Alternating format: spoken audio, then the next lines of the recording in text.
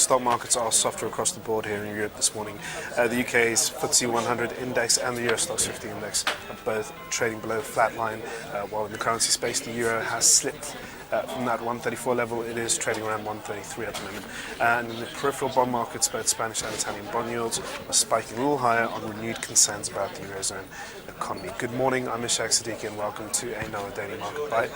Let's go through what's been going on in global markets today. So overnight in Asia, we had Japan's Nikkei and South Korea's Kospi, and also Australia, the Australian market being the only three major markets open, given that most Asian markets remain closed for the Chinese New Year holiday.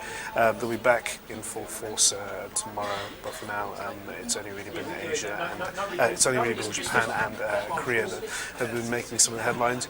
Japan's Nikkei rose on the back of continued yen weakness, where the Bank of Japan are looking to continue to stem the rise of the yen, so exports are pushed up, and that's helped the Nikkei index over in Japan. Now in South Korea, the Kospi fell, which was a bit of a contrast to the Nikkei's rise in overnight trade. And the reason why the Kospi fell was due to geopolitical tensions, as North Korea had a nuclear test underground. Early reports suggested that that's what North Korea are doing, but it was confirmed later on by North Korea. So that caused a bit of worries and some tensions about what sort of response South Korea will have against North Korea's latest nuclear test. On the whole, though, Asian markets didn't really care too much for it. Japan's Nikkei actually shrugged off the news.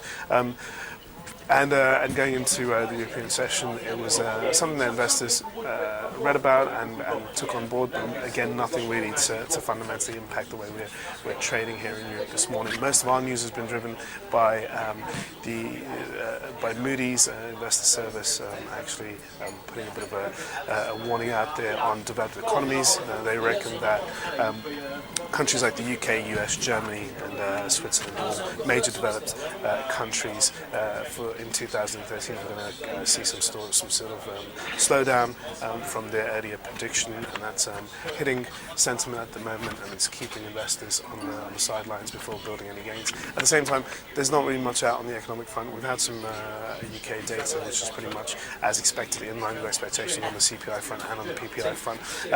The real big news for markets right now is the theme of currency wars. It was discussed yesterday at the Eurogroup finance ministers meeting, where we had a bit of a divergence with France looking at the idea of perhaps putting out a method to monitor the acceleration of the euro and perhaps even look at ways to stop it, whereas other leaders were more inclined to let the markets influence the price of the euro and set their own pricing for the exchange rate. But it is a big theme at the moment, and it's a theme that's going to go over to the G20 meeting in Moscow later this week, and a theme that was picked up by European Central Bank Chief President Mario Draghi in last week's press conference, where he also expressed a bit of concern around the euro's recent rally. A stronger euro would mean a weaker export, well, more expensive exports, which would mean a more weaker competitive environment for the eurozone, and that will ultimately derail the nascent economic recovery that we are seeing in Europe at the moment.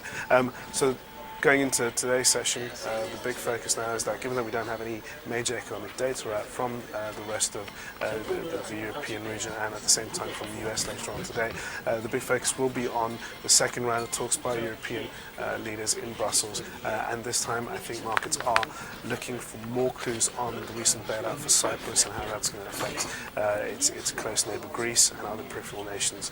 That is all for your daily market bite, and tune in for another one tomorrow, and thanks for watching.